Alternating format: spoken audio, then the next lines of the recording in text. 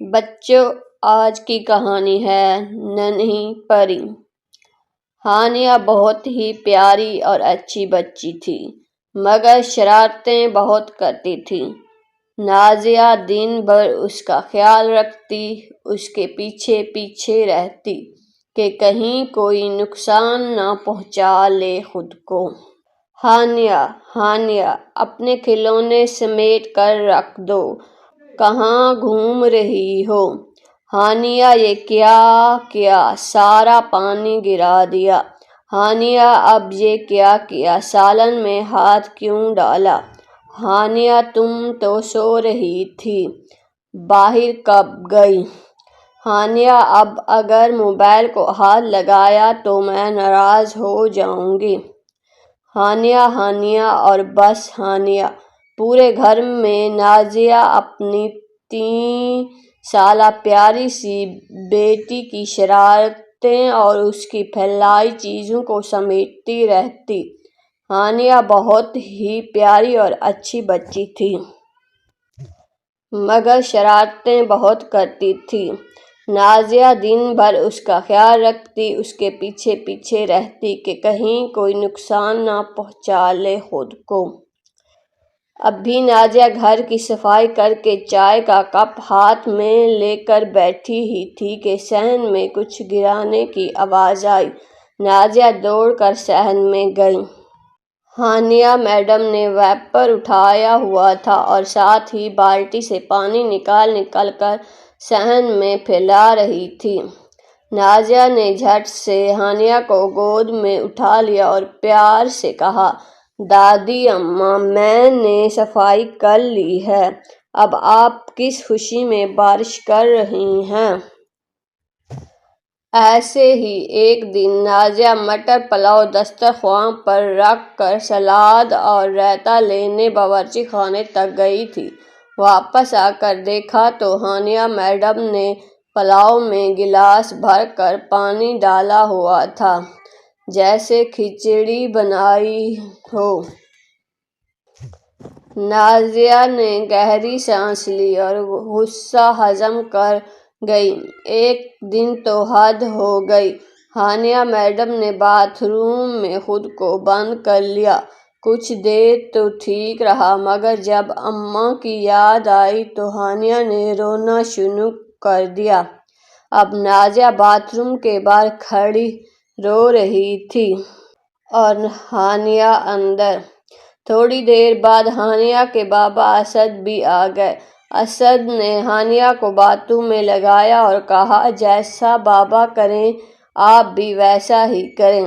اسد نے پہلے دروازہ بجایا، کھول لو ہانیہ۔ ہانیہ بھی دوسری طرف سے دروازہ بجایا، دروازہ کھول لو ہانیہ۔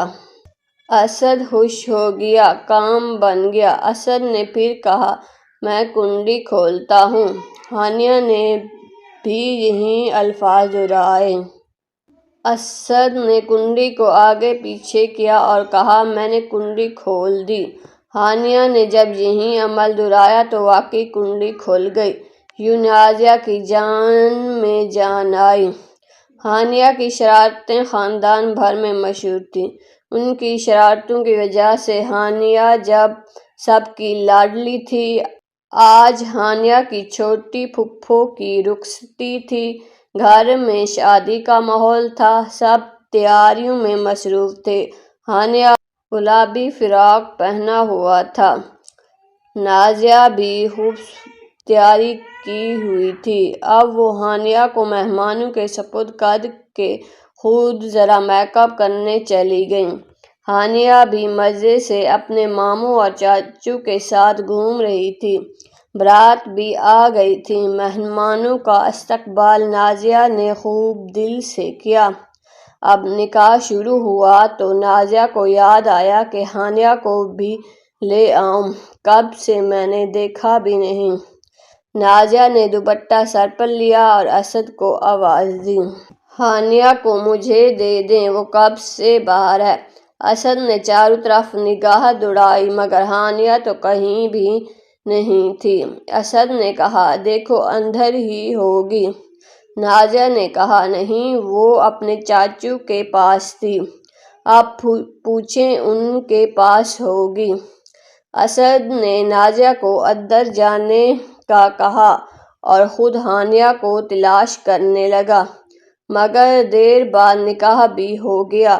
اب رخصتی کی باری تھی۔ اسد نے بہن کو محبت سے رخصت کیا، مگر ہانیہ اب تک لاپتہ تھی۔ جب سب مہمان جا چکے تھے تو نازیہ نے اسد کی طرف دیکھا، ہانیہ کہاں ہے؟ اب اسد کا ضبط ٹوٹ چکا تھا، رات کے 12 بج چکے تھے، ننھی پری ہانیہ کا کچھ پتہ نہیں تھا۔ پورا گھر دیکھ لیا، محلے میں بھی پوچھا، مگر کچھ پتہ نہیں چلا۔ نازیہ کا تو رو رو کر برا حال ہو رہا تھا، وہ خود کو ذمہ دار ٹھہرا رہی تھی، کاش میں نے اسے اکیلا چھوڑا ہی نہیں ہوتا۔ برے برے خیالات اس کے ذہن میں آتے اور اس کے رونگٹے کھڑے ہو جاتے، لیکن یہ اغوا کاروں کا تو کام نہیں، کسی نے پکڑ تو نہیں لیا؟ کہیں بے ہوش تو نہیں کر دیا؟ ہانیہ رو رہی ہوگی۔ اس درد اور اذیت میں رات کے 2 بج گئے۔ اسد نے بائیک کی چابی اٹھائی اور کہا، میں تھانے جا رہا ہوں FIR کروانے۔ بس اب چاروں طرف اندھیرا چھا رہا تھا۔ نازیہ جائے نماز پر بیٹھی پھوٹ پھوٹ کر رو رہی تھی، تب ہی ٹیبل کے نیچے سے ننھی سی آواز آئی، مما مما۔ ہانیہ آنکھوں کو مسلتی ہوئی ماں کی گود میں بیٹھ گئی۔ اس وقت اکثر ہانیہ بھوک سے جاگ گئی تھی۔ مما کھانا کھاؤں گی، اس آواز نے گھر والوں کے چہرے چمکا دیے، سب زور سے ہنسنے لگے۔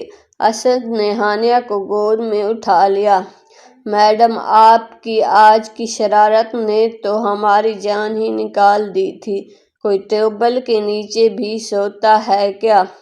نازیہ نے شکر کا سجدہ کیا۔